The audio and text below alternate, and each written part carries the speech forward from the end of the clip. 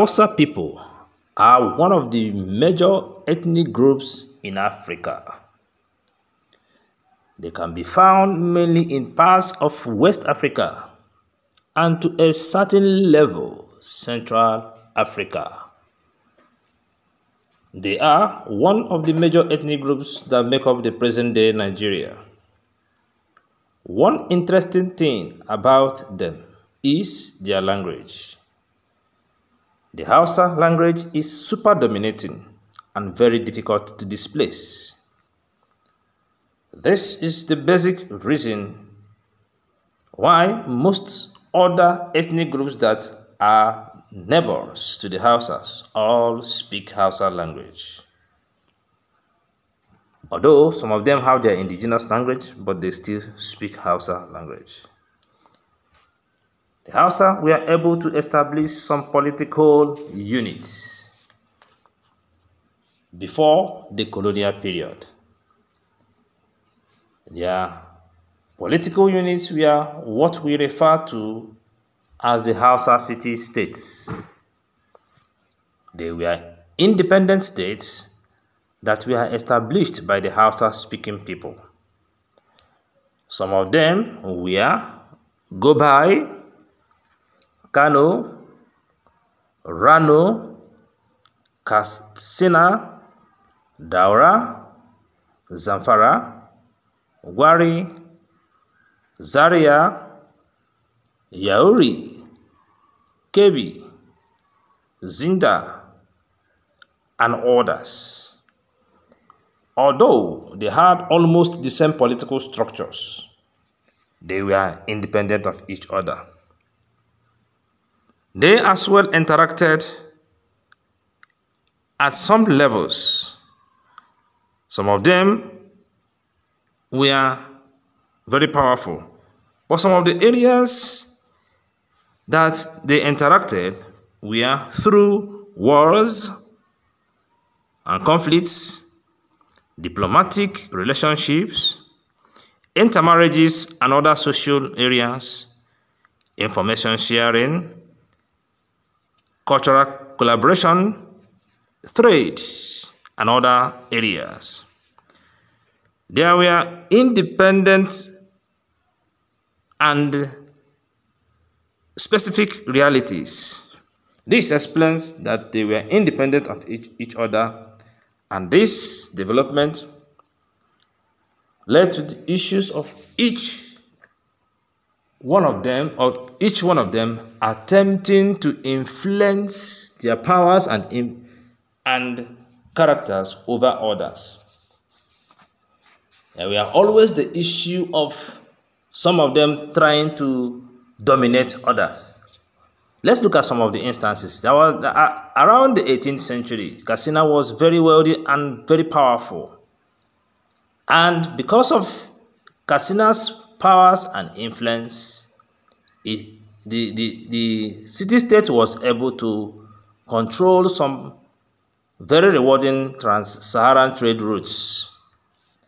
Gobai also, within the 18th century, was as well powerful.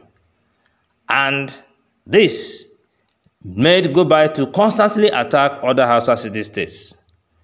Some of them were forced to pay tribute to Gobai.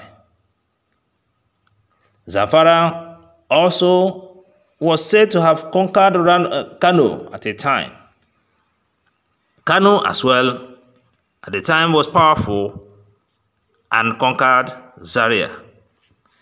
This disunity was one of the major weak points that worked against them during the Jihad of Othman Dan Fodio.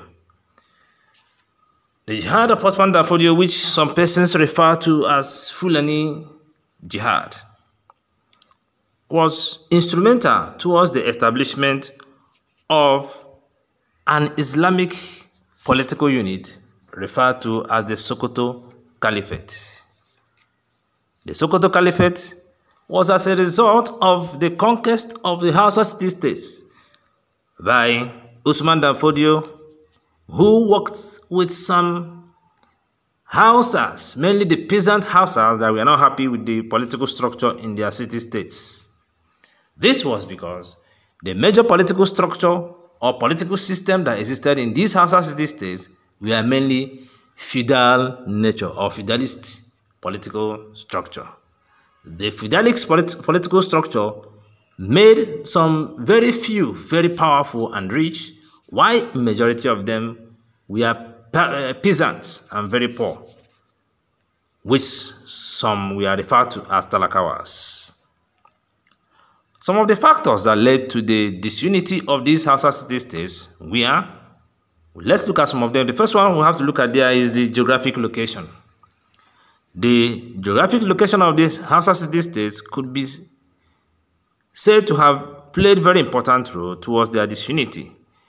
The area that these states were established were in the open grassland vegetation, which made it very easy for external attacks and for them as well to fight against each other easily. The area was open to external attack and as well some unnecessary and unprovoked wars amongst them. The second one was their tradition of origin. The tradition of origin of the Hausa City States brought another point of disunity among them.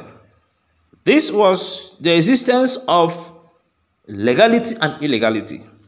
Some of the Hausa City States were referred to as pure, while some were referred to as illegitimate.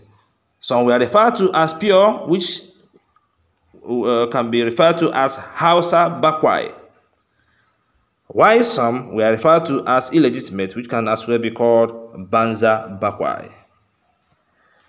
This generated disagreement and lack of cooperation amongst them. The next one was the lack of serious ambition by any of the leaders to establish an empire through expansion. The Hausa City States had some prominent leaders, although these leaders controlled their different city states, with none of them making any attempt to establish a united Hausa empire or Hausa kingdom.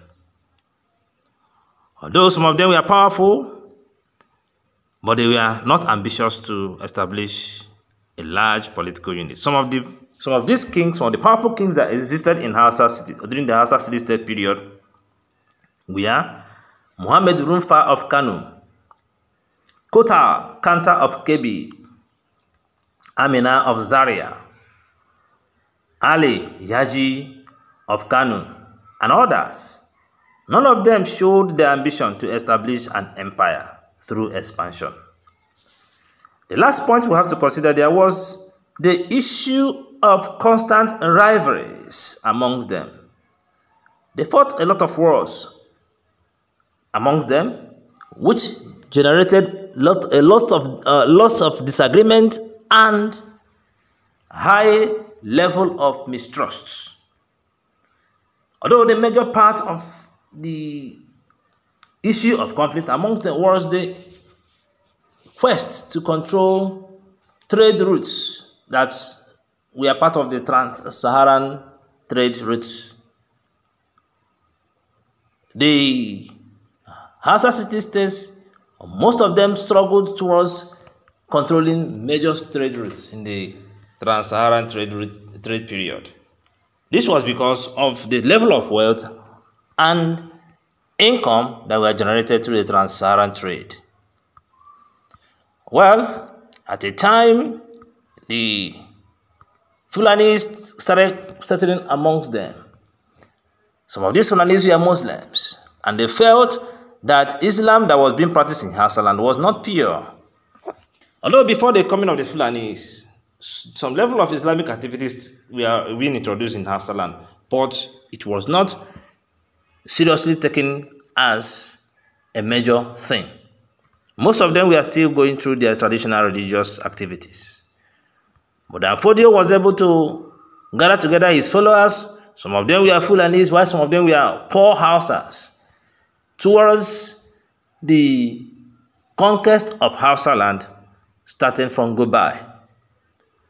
From Gobai, he and his men were able to conquer other parts of Hausa land, thereby establishing the renowned Sokoto Caliphate, which existed until the British came and took over the area that later became Nigeria.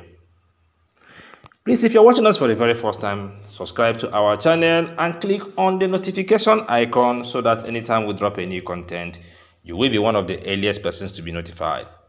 We also encourage you to share our content so that it will reach other persons. We will as well appreciate your contributions, your inputs, your questions, and any other information you may like us to